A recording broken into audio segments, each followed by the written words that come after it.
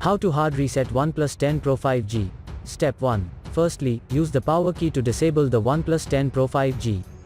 Step 2. Now push volume down plus power button, but let go of the power key when the OnePlus logo shows up.